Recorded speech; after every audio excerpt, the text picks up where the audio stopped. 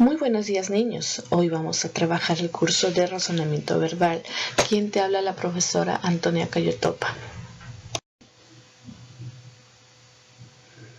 El tema que veremos a continuación es los conectores lógicos.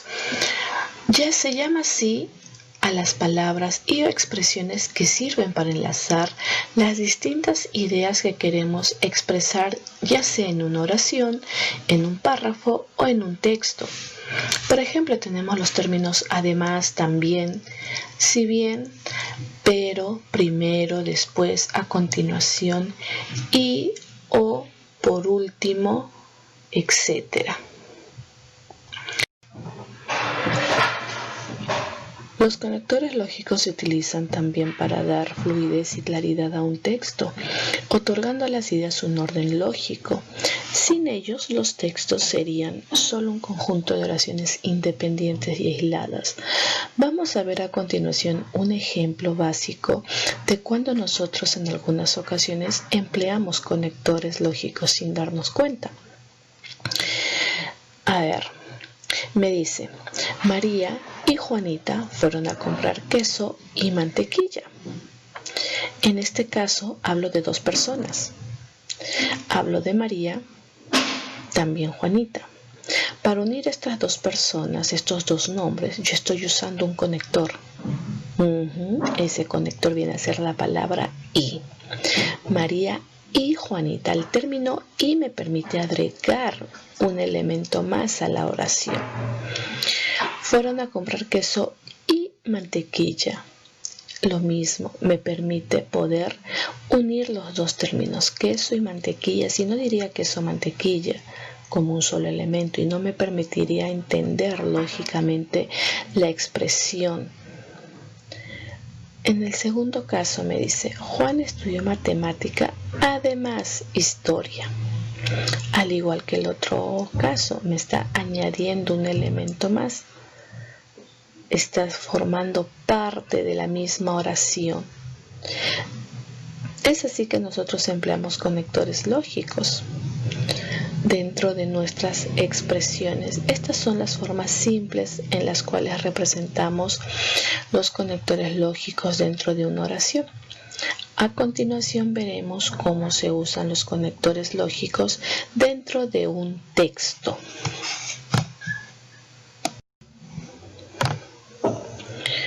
Una de las formas más comunes donde se emplean conectores lógicos es, por ejemplo, el tratar de explicar un texto instructivo, aquel que nos dé indicaciones.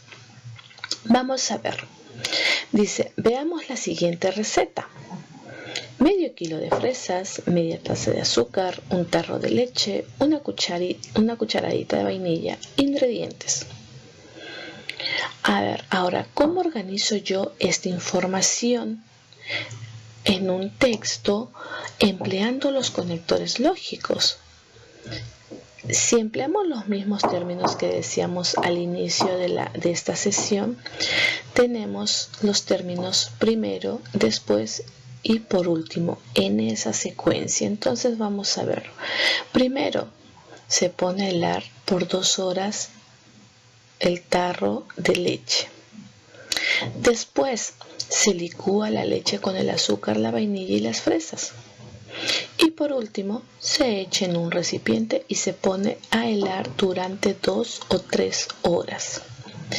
De una forma fácil, nosotros sin querer, sin darnos cuenta, hemos empleado aquí 3 conectores lógicos. Esos mismos que están resaltados de color rojo, primero, después y por último. Me indica una secuencia, una continuidad, un orden lógico de acciones que me permite no perder la estructura del mismo texto. Si las tres oraciones están directamente relacionadas al tema y a través de los conectores me permite unir estas ideas dentro de un mismo texto.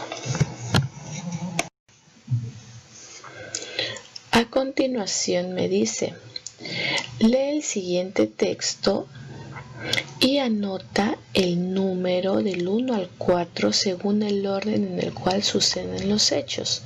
Posteriormente, redacta un nuevo texto empleando los siguientes conectores lógicos: primero, después, a continuación, por último. A ver, voy a ir mencionando entonces de frente el orden en el cual está el texto y tú vas a poder identificarlo. Dice: el dueño de la casa prepara el té a la vista de todos, para ello echa en una taza una cucharadita de té y añade agua caliente. Número 2. Entrega la taza a quien se dedica a la ceremonia. Número 3. Este la pasa a su vecino girando el plato. Así la misma taza va pasando de unos a otros. Y por último, número 4, el huésped se lleva la taza al frente, luego a los labios y finalmente prueba el té. Muy bien, ese es mi orden en el cual se da la secuencia de este párrafo. Ahora voy a unir estas 4 oraciones, estas 4 secuencias en un solo texto, empleando los conectores lógicos que me decían al inicio. De todos estos, obviamente empezaré por el término primero. ¿Cómo inicia este relato? ¿Cuál es la acción que sucede primero? Me dice entonces, ¿cuál era la primera? El dueño. Está bien, entonces decimos primero, el dueño de la casa prepara el té a la vista de todos. Para ello le echa en una taza una cuchara de té y añade azúcar. Continúo entonces la segunda oración con el término después. Después se entrega la taza a quien se dedica a la ceremonia. Sigo con el texto. A continuación, este le pasa a su vecino girando el plato. Así la misma taza va pasando por unos a otros.